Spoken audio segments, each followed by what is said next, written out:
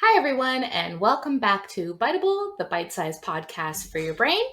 My name's Sierra, and today we're going to be talking about the favorite series of books that I've ever read, I guess.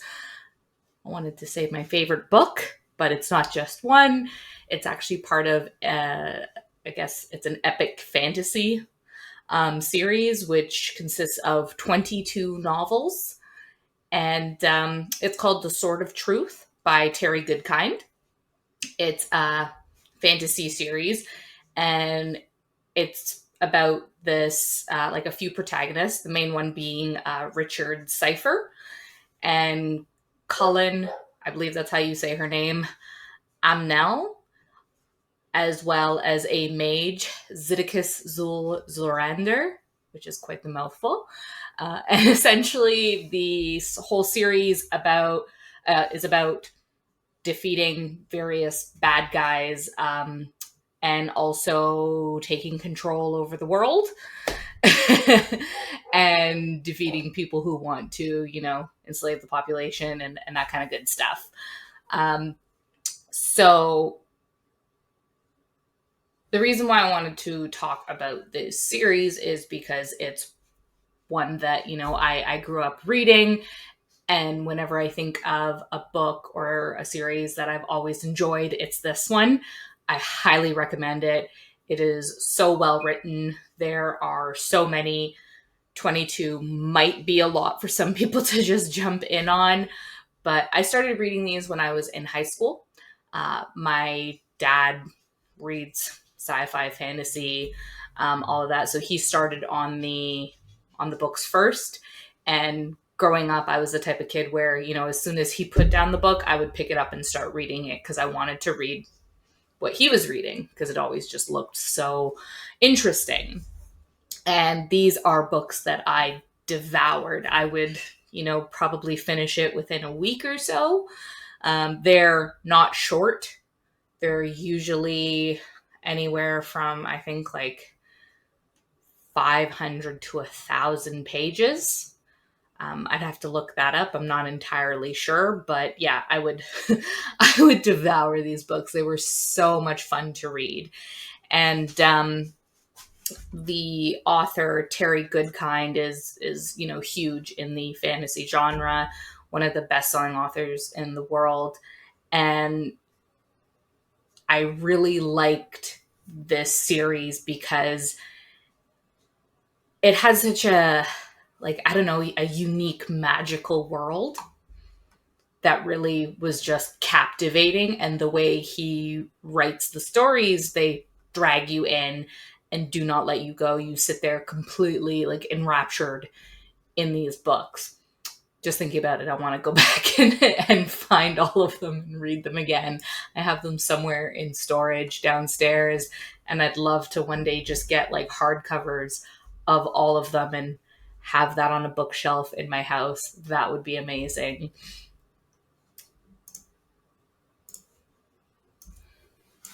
So, to give you guys a little bit of a breakdown on what the arc of books is about, I'll read the synopsis of it, just to give you kind of a general idea of it. So, the series is set in a world divided into two major regions: the New World and the Old World. The New World consists of three lands that are the Westland in the west, Dahara in the east, and the Midlands between them in the middle.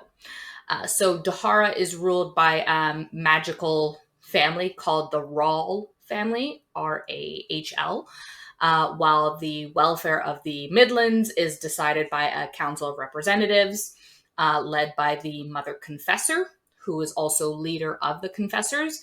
And the Confessors are a group of women, only women, who each have a magical power to force a person to become entirely devoted to them, which is quite interesting. People who are touched by a confessor's power will do anything for her or truthfully answer any question she asks. Hence the name confessor. They're sort of used as like the final judge and jury, because once you're touched by that power, you cannot say no to that confessor. You will literally die for her. If she says stop breathing, you will. You do not have like the ability to defy her wishes, and it's permanent. Which you can't really go back on when a mother or when a confessor touches you with her power. It's not just like a physical touch. There has to be like the magic and intent behind it. And then the Westland is a land of no magic, and it's ruled by a council of representatives. And the old world isn't introduced until later on in the series. I think it's the second book. So maybe not later on in the series, but late in the second book in the series. And then the main character is a young guy. His name is Richard Cypher. And he's a woods guide in the Westland. And the story starts with, him going through the woods and encountering the confessor, Cullen Amnell. I'll put the spelling of her name is Kahlan, is Cullen. I always just pronounce it that way. I don't know if that's exactly true or right or not. And so they meet in the woods when she's being chased, and he helps her like fight off these bad guys. And he becomes the seeker of truth, which is a champion of justice and truth. And then over the course of the series, Richard learns about his heritage while seeking to stop the evil that others would unleash upon the world and on the innocents. And because Richard refuses to sacrifice his values and lives his life as a freeman, others begin to understand the nobility of the man and what it means to be free. And each book is loosely based around a wizard's rule, tenets by which all wizards should abide. And a note about the 11th novel, The Confessor, includes a series central story arc regarding the invasion of the Imperial Order, an empire in the old world led by Jagang. Most of this I remember. That part I don't.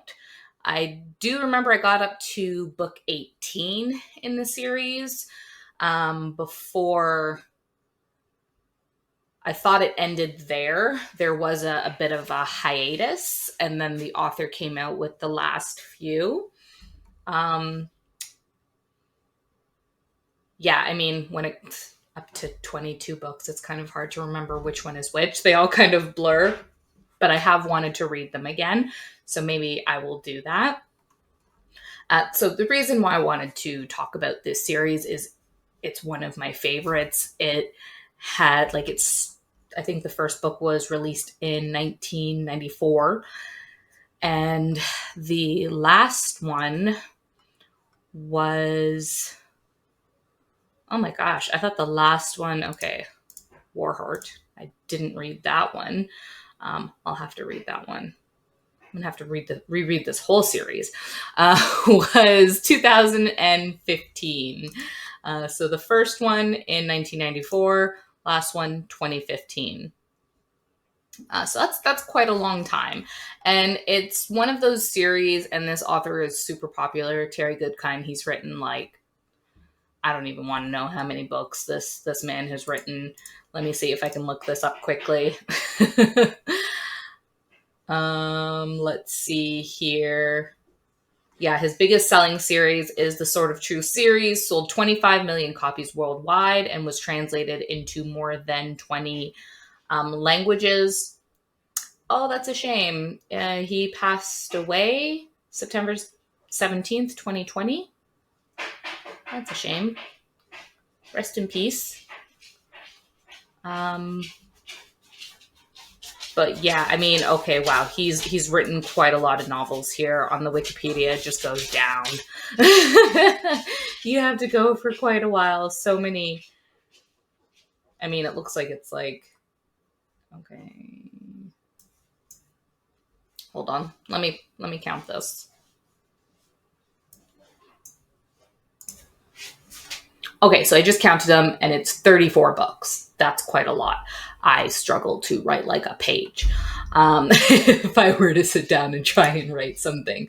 So that is quite a collection. And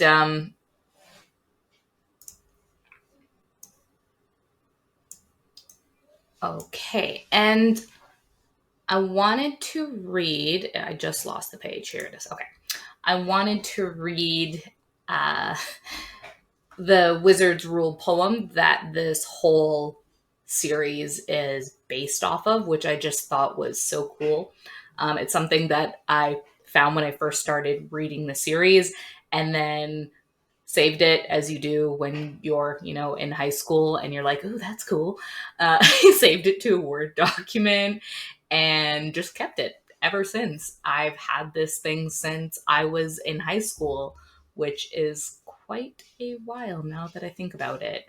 Um, Even like, yeah, it's got to be like 15 years or something like that.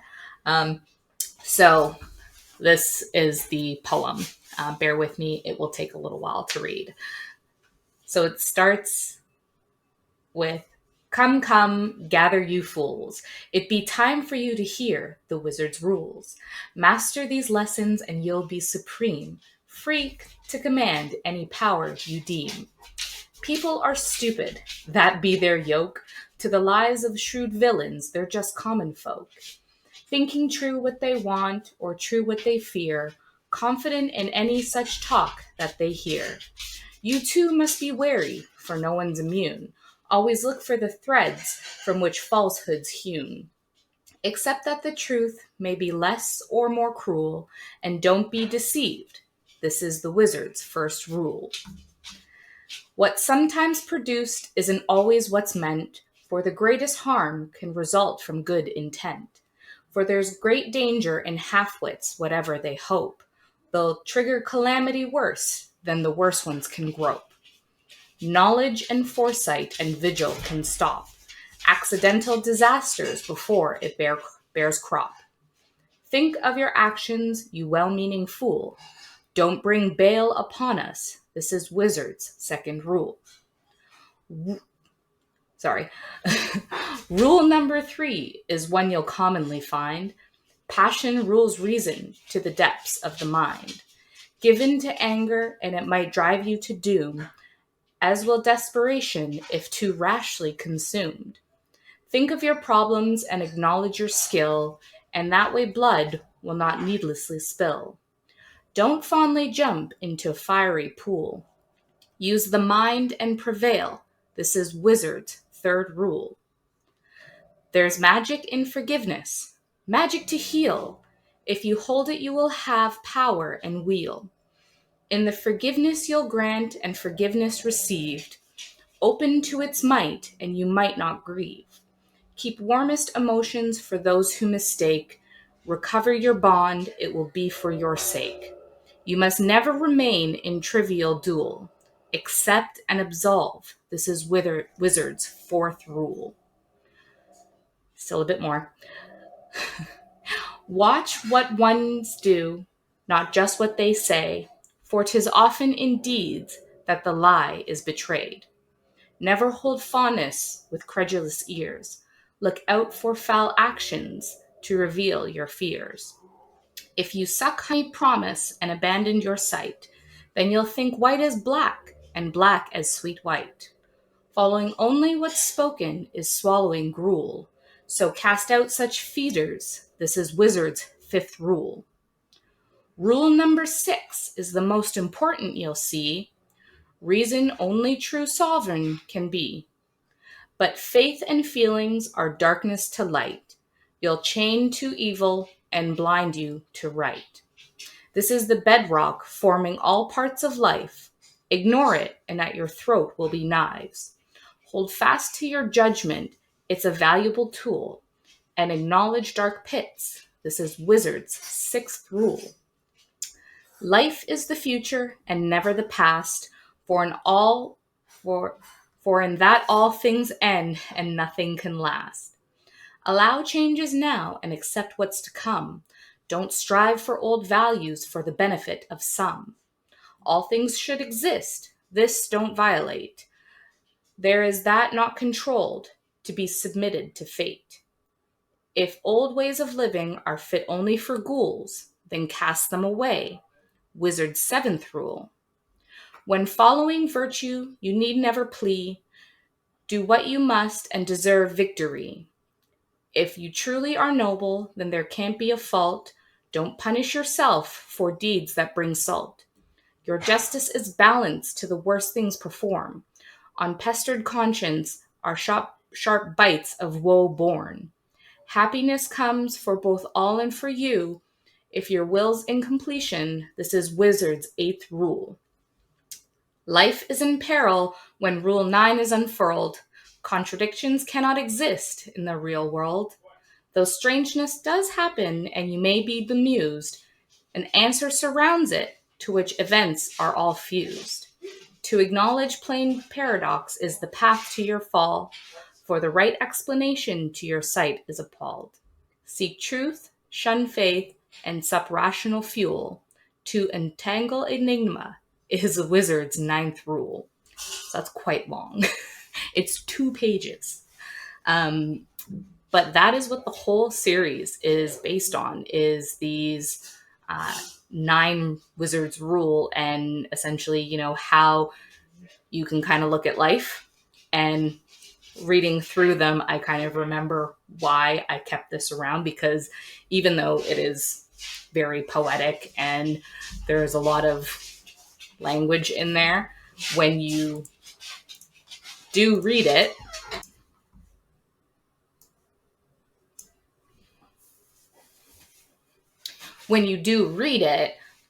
there's, I think at least, nuggets of truth for how you should kind of look at life in that. And I mean, it's written by someone who's lived in our era. It's not out of, a world that we ourselves have lived in. So, things like look at someone's deeds as opposed to strictly what they say, and judge somebody on what they do and not what they say is very relatable. Um, you know, think about what you do as opposed to just acting, or jumping headfirst into things, because things have consequences. Even if you mean well, it might not lead you down a path that does well. So I just remember kind of, as I was growing up and in high school, reading this and thinking, like that's pretty like heavy. You can look at this poem that somebody wrote, and or this book, and relate that to real life. And that's just something that's kind of always spoke to me. I absolutely loved English when I was in high school and the creative learning class. I remember going through lines of Shakespeare and dissecting them, and that was always really fun to me. Not something that I would want to make a career out of at the tender age of like 15, but I thought it was really cool, and something that I still like doing today. Like, I am a huge reader. I mostly read like on my phone and stuff like that, and my guilty pleasure is fan fiction. I do love me some Game of Thrones that just kind of is absolutely derailed by somebody's mind and gone in a completely different direction. But I think it is so amazing that someone can sit there and write this epic saga of, thousands of pages, 22 books long, and they just, power of imagination, they pulled it out of the ether, or their head, uh, and put it on a page, and millions of people get to now read that and experience that. And it's a whole world contained in a book, and if you have a good enough imagination, you're there along for the ride in that story. And I think that is just so amazing. And hopefully one day, one of my lifelong goals is to write a book. Hopefully I get to do that, and that would be pretty cool. Maybe I should make that like a yearly goal or something like that. That would be pretty cool. So, I just wanted to share this with you guys, and talk about it because it's one of my favorite series, and now I think I'm going to go back and read it. So I will pass the question off to you. What is your favorite book? And what is one book that you've read and would love to read again for the first time? Put your comments in the section down below, or shoot me an email at biteable.to@gmail.com. I'd love to hear from you guys, and make sure to like, subscribe, and follow. Thanks so much, guys, and see you next week. Bye.